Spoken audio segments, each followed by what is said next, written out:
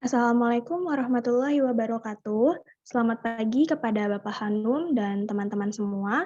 Pada kesempatan kali ini, saya dan teman-teman saya akan memaparkan hasil kerja kami mengenai permasalahan kritis pendidikan di Indonesia. Next.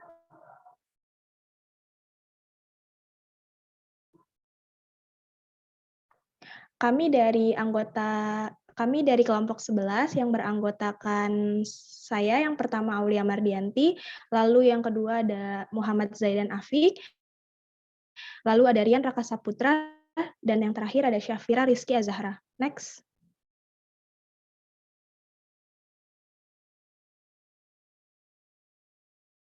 Nah, topik bahasan yang akan kami bahas pada presentasi kali ini yaitu yang pertama, masalah kritis keadilan pendidikan, yang kedua, masalah mutu dan relevansi pendidikan, yang ketiga, masalah komersialisasi pendidikan, dan yang terakhir, masalah kritis kesempatan dan pemerataan pendidikan. Next.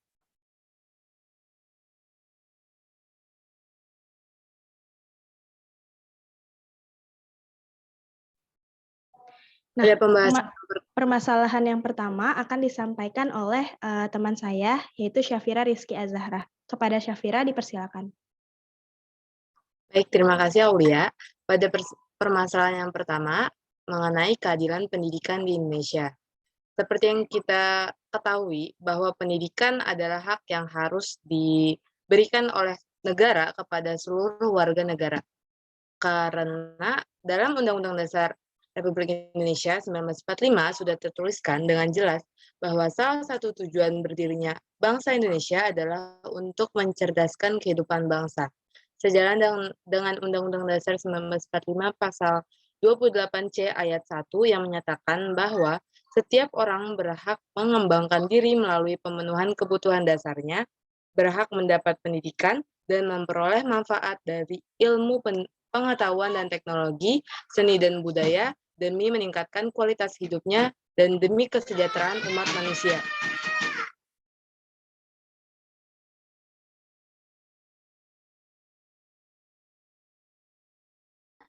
Pada beberapa dekade terakhir ini, pendidikan Indonesia tidak lagi berorientasi pada mencerdaskan kehidupan bangsa, tetapi cenderung berorientasi pada pasar, di mana-mana sekolah dikuasai oleh pihak swasta. Hal tersebut dapat membebankan masyarakat sebab faktanya sekolah swasta memasukkan atau menargetkan biaya yang mahal yang tidak mungkin dapat dijangkau oleh masyarakat yang kurang mampu. Selain itu, fenomena lain menjadi masalah dalam keadilan pendidikan adalah tidak meratanya fasilitas pendidikan di Indonesia Barat dan Indonesia Timur. Apabila kita berbicara mengenai fasilitas pendidikan Indonesia, fasilitas sekolah di Indonesia Timur masih membutuhkan pembenahan karena saat ini masih banyak keadaan yang memprihatinkan seperti ruang kelas yang dengan atap bocor dan meja kursi yang rusak. Bahkan di Indonesia Timur, jarang sekali kita menemukan sekolah yang berlantai ganda. Adapun permasalahan keadilan mengenai fasilitas yang berkaitan dengan kemajuan teknologi. Saat ini guru dan siswa sibuk dengan pembelajaran secara digital atau berbasis online. Namun hanya kalangan tertentu saja yang bisa menikmatinya. Siswa yang berasal dari keluarga kurang mampu bahkan belum bisa menerima fasilitas pendidikan yang memadai.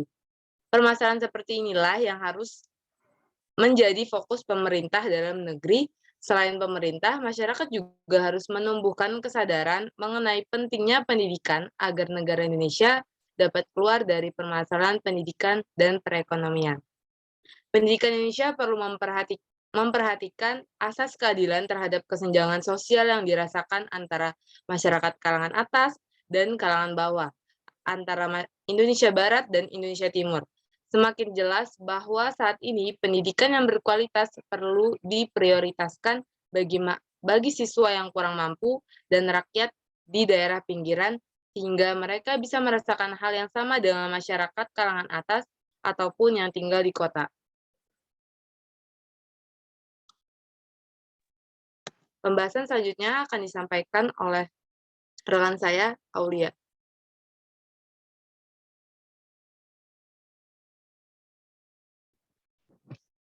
Bisa di next, Fir. ke sebelumnya. Nah, permasalahan yang kedua yaitu adalah mutu dan relevansi pendidikan di Indonesia. Nah, faktor dari penyebab tidak relevansi pendidikan itu karena adanya ketidakserasian antara hasil pendidikan atau output yang dihasilkan dengan kebutuhan dunia kerja. Nah, yang kedua, ketidakserasian ini disebabkan karena materi kurikulum yang kurang fungsional terhadap keterampilan yang dibutuhkan ketika peserta didik memasuki.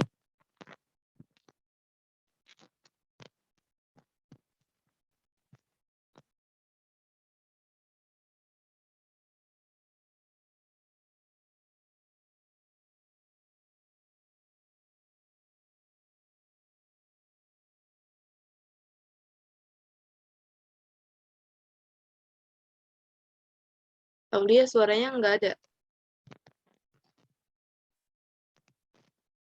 Rendahnya mutu dan relevansi pendidikan disebabkan oleh beberapa faktor, di antaranya yang pertama, lembaga pendidikan.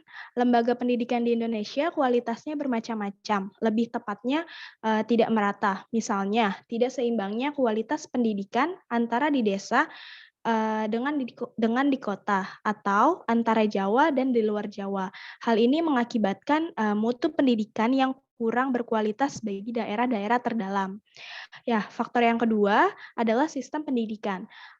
Indonesia memiliki mutu pendidikan yang rendah, kurangnya kualitas pendidikan di tanah air disebabkan karena pembelajaran hanya pada buku paket kurikulum berbasis komputer atau KBK yang berlaku di Indonesia yang kini berubah menjadi kurikulum tingkat satuan pendidikan atau biasa disebut dengan KTSP. Nah, faktor yang ketiga adalah proses pendidikan. Kurikulum sekolah yang terstruktur menjadikan proses pembelajaran menjadi kaku dan tidak menarik. Pelaksanaan pendidikan seperti ini tidak dapat memupuk kreativitas siswa untuk belajar secara efektif. Sistem yang berlaku pada saat ini juga tidak mampu membawa guru untuk melakukan pembelajaran serta pengelolaan belajar menjadi lebih inovatif. Nah, faktor yang terakhir ini adalah hasil dari pendidikan. Pendidikan yang dihasilkan dari sistem tersebut kurang inovatif pola pikirnya.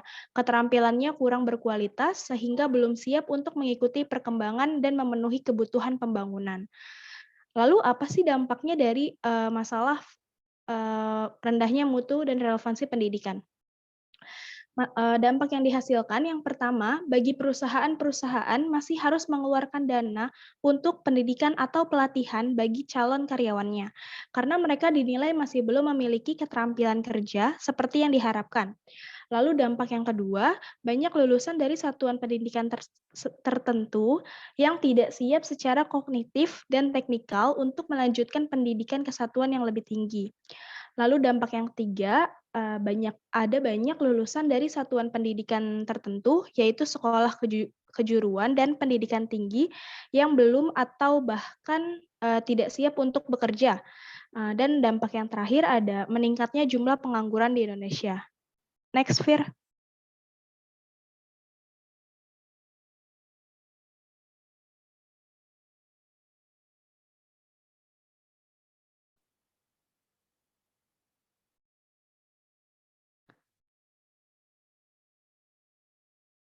Nah, masalah selanjutnya adalah kesempatan dan pemerataan pendidikan di Indonesia yang akan disampaikan.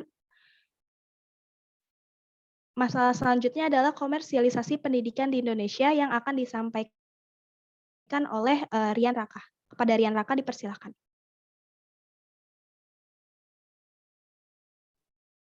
Baik, terima kasih Aul atas kesempatannya. Oke, selanjutnya ada komersialisasi pendidikan di Indonesia. Komersialisasi pendidikan yang mengacu kepada lembaga pendidikan yang hanya mementingkan uang pendaftaran dan uang gedung saja, tetapi mengabaikan kewajiban pendidikan. Komersialisasi pendidikan ini biasanya dilakukan oleh lembaga atau sekolah-sekolah yang menjanjikan pelayanan pendidikan, tetapi tidak sepadan dengan uang yang mereka pungut dan lebih mementingkan laba. Itu hal yang lebih berbahaya lagi. Komersialisasi jenis 2 ini dapat pula melaksanakan praktik pendidikan untuk maksud memburu gelar akademik tanpa melalui proses serta mutu yang telah ditentukan sehingga dapat membunuh idealisme pendidikan Pancasila. Komersialisasi ini pun telah berdampak pada tingginya biaya pendidikan secara gamblang. Masyarakat disuguhi sesuatu yang seolah-olah mengamini kondisi tersebut. Contoh sederhana yang dapat dilihat, kita memasuki tahun ajaran baru. Tak terbayangkan betapa banyaknya orang tua yang mengeluh akibat buku pelajaran yang digunakan tahun ajaran sebelumnya tidak lagi dapat digunakan di tahun ajaran berikutnya. Kondisi ini tentu sangat memberatkan masyarakat yang sebagian besar masih hidup di bawah garis kemiskinan. Siswa dipaksa menggunakan buku pelajaran baru, sehingga pengganti buku lama yang konon tidak layak dipakai acuan lagi dengan harga yang relatif tinggi. Padahal jika dicermati, materi atau pokok bahasan di dalamnya sama persis, tanpa ada ilmu baru yang dicantumkan. Oke, bisa di-next. Untuk masalah selanjutnya akan dijelaskan oleh teman saya, Afif. Terima kasih. Baik, terima kasih Rian. Selanjutnya akan saya jelaskan permasalahan kritis tentang kesempatan dan pemerataan pendidikan Indonesia. Kesempatan belajar dipengaruhi oleh luasnya dan latanya pendidikan. Oleh karena itu, kesempatan dan pemerataan pendidikan adalah suatu hal yang berkaitan yang tidak dapat dipisahkan. Pendidikan Indonesia terbilang masih belum dapat dikatakan sebagai pendidikan yang sudah merata. Permasalahan ini dapat terjadi karena kurangnya koordinasi antara pemerintah pusat dan pemerintah daerah hingga daerah terpencil.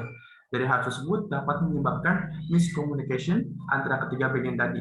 Selain itu, masalah kesempatan dan pemerataan pendidikan Indonesia juga dapat disebabkan karena kurang berdayanya suatu lembaga pendidikan untuk melakukan proses belajar mengajar atau mendidik para penerus bangsa.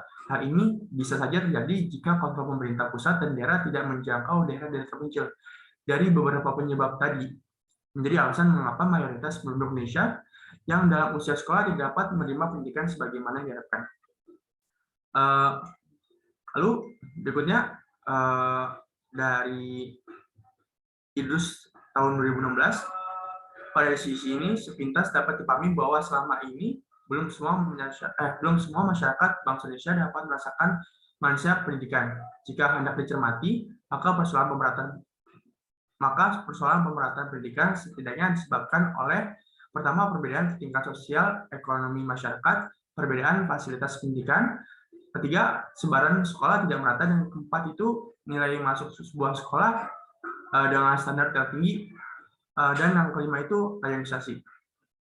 Itu dari IDRUS 2016. Permasalahan tersebut yang paling nampak dan dapat dirasakan adalah jika seorang pelajar memiliki permasalahan ekonomi. Semakin rendah tingkat ekonomi seorang pelajar tersebut, maka peluang untuk mendapatkan pendidikan yang tenaga pengajar yang berkualitas semakin kecil, dan juga tidak lupa dengan fasilitas yang akan diterima oleh seorang pelajar tersebut, karena fasilitas dapat diukur dengan uang. Lalu juga dari Mujahidun 2017, iklan pendidikan gratis telah membawa anggapan bagi masyarakat untuk tidak mengeluarkan biaya sepeser pun, padahal dalam kenyataannya tidak demikian. Anggapan seperti ini terbilang salah untuk orang yang tinggal di kawasan tertinggal, karena mereka tahu betul bahwa pendidikan tidak hanya tentang biaya sekolah, melainkan juga ada biaya untuk seragam, sumbangan pembangunan, dan lain-lainnya. Jadi, bagi orang yang tinggal di kawasan tertinggal akan memilih untuk tidak melanjutkan pendidikannya, dan akhirnya menyebabkan tidak merata dan tidak mendapat kesempatan pendidikan Indonesia. Sekian dari saya berikan ke MC. Terima kasih atas perhatian kepada teman-teman. Sebelum saya menutup presentasi kami, saya akan menyampaikan beberapa kesimpulan. Yang pertama, pemerintah pusat perlu memperhatikan asas keadilan terhadap kesenjangan sosial yang dirasakan antara masyarakat kalangan atas dan kalangan bawah antara Indonesia Barat dan Indonesia Timur. Mutu pendidikan adalah kebermutuan dari berbagai layanan institusi pendidikan kepada siswa maupun staf pengajar untuk terjadinya proses pendidikan yang bermutu, sehingga akan menghasilkan lulusan yang mempunyai kemampuan, keterampilan, dan pengetahuan yang sesuai dengan kebutuhan untuk terjun ke lingkungan masyarakat. Kualitas dan relevansi serta kompetensi merupakan 3 aspek pendidikan tinggi yang saling berkaitan dan mempunyai kontribusi langsung pada peningkatan daya saing bangsa dalam bidang sumber daya manusia. Komersialisasi pendidikan ini biasanya dilakukan oleh lembaga atau sekolah-sekolah yang menjanjikan pelayanan pendidikan tetapi tidak sepadan dengan uang yang mereka pungut dan lebih mementingkan laba. Masalah kesempatan dan pemerataan pendidikan di Indonesia dapat disebabkan karena kurang berdayanya suatu lembaga pendidikan untuk melakukan proses belajar mengajar atau mendidik para penerus bangsa. Hal ini bisa saja terjadi jika kontrol pemerintah pusat dan daerah tidak menjangkau daerah-daerah terpencil. Ada beberapa saran dari kelompok kami. Yang pertama, perlu diperhatikan tingkat kebutuhan pendidikan di Indonesia seperti pemberian fasilitas secara merata baik di Indonesia Barat maupun di Indonesia Timur. Lalu solusi yang kedua, perlu ditingkatkan kualitas pendidik dalam usaha peningkatan mutu pendidikan. Hal ini dapat dilakukan dengan menggunakan metode baru dalam pelaksanaan kegiatan. Sekian presentasi yang dapat disampaikan kelompok kami. Kurang lebihnya mohon maaf. Wassalamualaikum warahmatullahi wabarakatuh.